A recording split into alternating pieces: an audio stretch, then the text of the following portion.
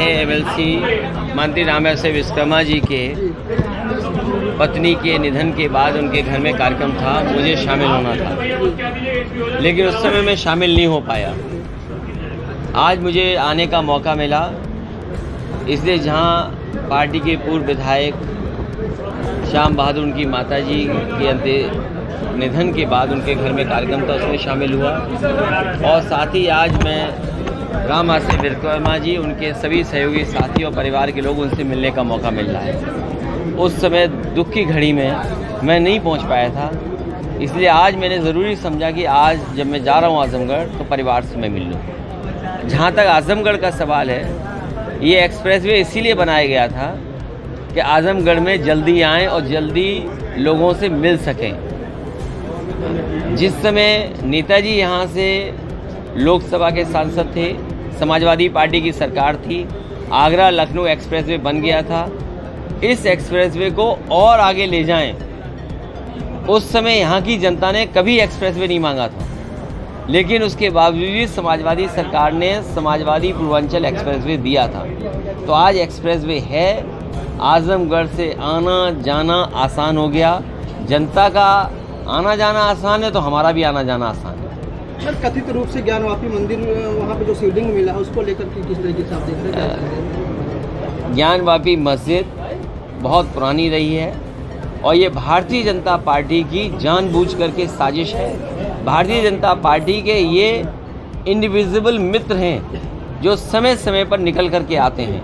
Bharatiya Janata party के इशारे पे ही ये अदृश्य इनके सहयोगी हैं जो निकल करके आते हैं और जानबूझ करके नफरत के बीज डालते हैं। जहाँ तक कोर्ट का सवाल है, इससे पूर्व सुप्रीम कोर्ट ने भी या और फैसलों में भी इस बात को कहा गया है कि पुरानी चीज़ों को नहीं उठाया जा सकता, लेकिन उसके बावजूद भी भारतीय जनता पार्टी के सारे में हिंदू मुस्लिम झगड़े लगे रहे, नफरत फैलती रहे।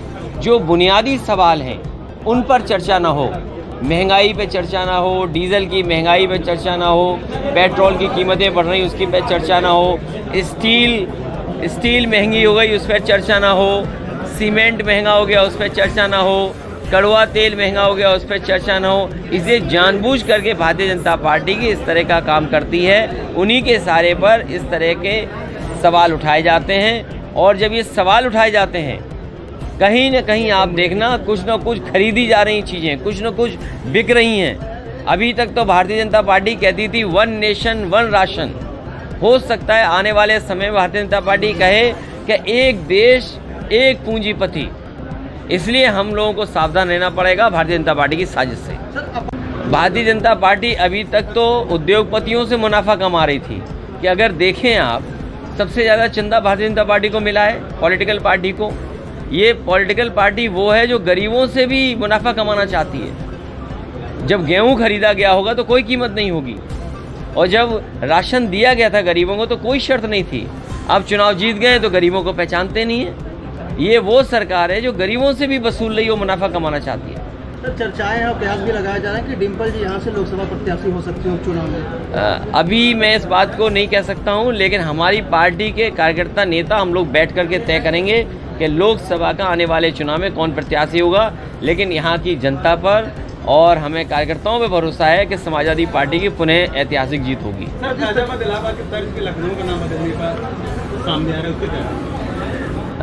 बीजेपी जानबूझ करके बेरोजगारी पे नहीं बात करेगी। मैं उनसे जानना चाहता हूँ, ये बुलडोजर चला रहे थे, कल मुख्यमंत्री जी ने जिस अस्पताल का उद्घाटन किया है वो भी इलीगल है, और इलीगल इसलिए कि रेजिडेंशियल एरिया में कोई अस्पताल नहीं बन सकता। क्या रेजिडेंशियल एरिया में अस्पताल बन सकता है?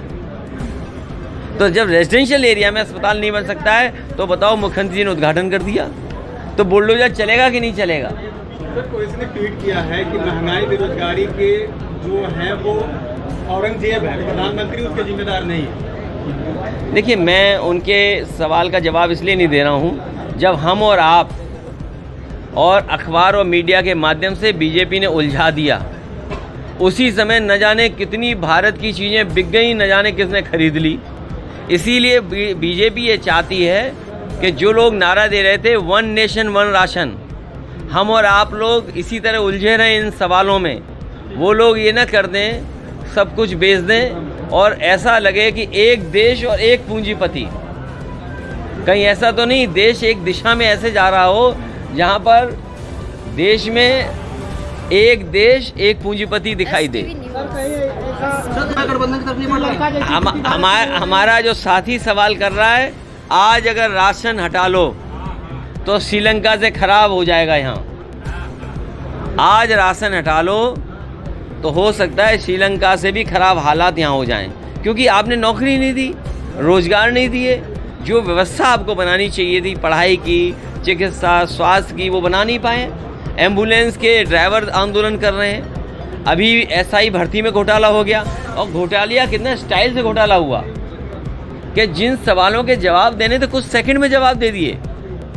स्क्रीन शेयरिंग में ये टेक्नोलॉजी के साथ भ्रष्टाचार कर रहे हैं, टेक्नोलॉजी के साथ भेदभाव कर रहे हैं, और उसमें पकड़े गए हैं।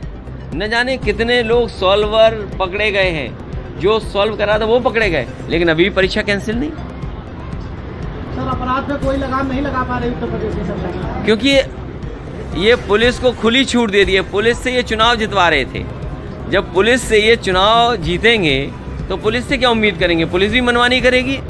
थाने में देखिए बलात्कार हो गया, एक बेटी का बलात्कार हुआ हो, घटना हुई हो उसके साथ, और जब वो न्याय मांगने आई हो तो थाने के थानेदार ने उसके साथ कर दिया वो बलात्कार। क्या थाने में बुलडोजर चलेगा कि नहीं चलेगा?